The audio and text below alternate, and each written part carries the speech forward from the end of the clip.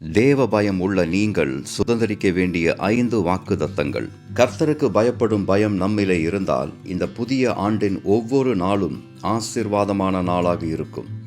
அப்படி இருக்க நீங்கள் விரும்பினால் உங்களுக்கு இதோ 5 வாக்குத்தத்தங்கள். முதல் வாக்குத்தத்தம், முழு குடும்பத்திற்கும் ஆசீர்வாதம். யாத்ராகம புஸ்தகம் 1வது அதிகாரம் 17வது வசனம். மருத்துவச்சிகளோ தேவனுக்கு பயந்ததினால் எகிப்தின் ராஜா தங்களுக்கு இட்ட கட்டளைப்படி செய்யாமல் ஆண் பிள்ளைகளையும் உயிரோடே காப்பாற்றினார்கள். யாத்ராகமம் 1:21. மருத்துவச்சிகள் தேவனுக்கு பயந்ததினால் அவர்களுடைய குடும்பங்கள் தழைக்கும்படி செய்தார்.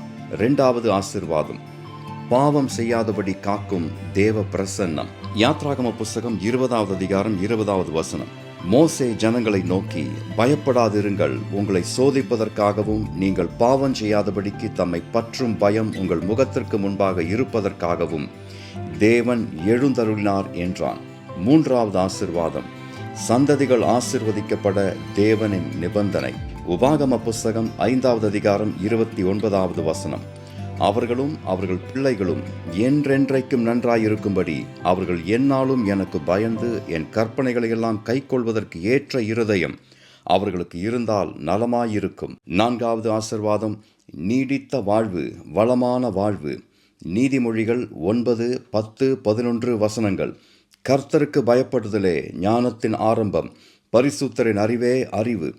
என்னாலே உன் நாட்கள் பெருகும், உன் ஆயுசின் வருஷங்கள் விருத்தியாகும். 5வது ஆசீர்வாதம், தேவ பயம் பெற்றுத்தரும் மேன்மை. நெகேமியாவின் புஸ்தகம் 7வது அதிகாரம் 2வது வசனம்.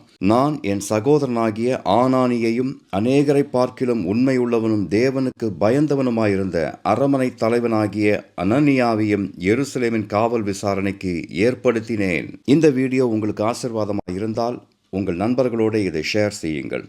இந்த வாக்குத்தத்தங்கள் உங்களுக்கு பலிக்கும் என்று நீங்கள் விசுவாசித்தால் ஆமேன் என்று சொல்லுங்கள்.